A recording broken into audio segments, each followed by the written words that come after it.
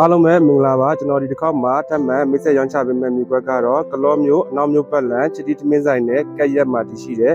မြေကွက်လေးနဲ့ကျွန်တော်မိတ်ဆက်ရောင်းချပေးမှာဖြစ်ပါတယ်ဒါလေးကတော့နောက်မျိုးပတ်လန်လေးတင်ဆယ်မျက်နှာစာလေးပါကြက်ကွက်လေးကိုကလောမျိုးမစီကနေလာမယ်ဆိုရင်လည်း2မိနစ်အတွင်းရောက်ရှိမှာဖြစ်ပါတယ်ကြက်ကွက်လေးရဲ့အကျယ်က65 100အကျယ်မှာတည်ရှိတဲ့ဂရမ်မြေမျိုးစားလေးဖြစ်ပါတယ်ဒါလေးကတော့နောက်မျိုးပတ်လမ်းမှာလမ်းကျဲတယ်လမ်းကောင်းတယ်အရှိလက်လေးဖြစ်မယ်မြင်ညီမယ်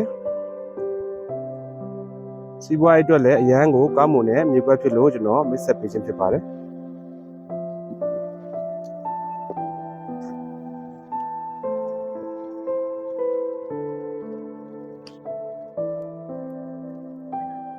ဒါလေးကတော့နောက်မျိုးပတ်လန်လေးတင်မှာဖြစ်မယ်အကွက်လေးတွေက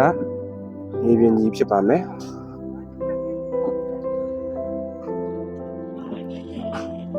အွန်လိုင်းပတ်လည်းခတ်ထားပြီးသားပါရင်းပြီးလွယ်တယ်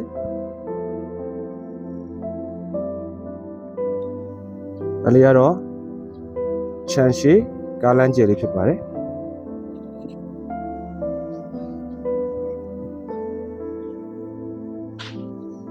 ဟုတ်ကဲ့ဒီ channel လေးကိုစိတ်ဝင်စားလို့ဆက်သွယ်ချင်တယ်ဆိုရင်တော့ကျွန်တော်ရဲ့ဖုန်းနံပါတ်ကို direct ဆက်သွယ်မြင်မြင်နိုင်ပါတယ်အားလုံးကိုကျေးဇူးတင်ပါတယ်ခင်ဗျာ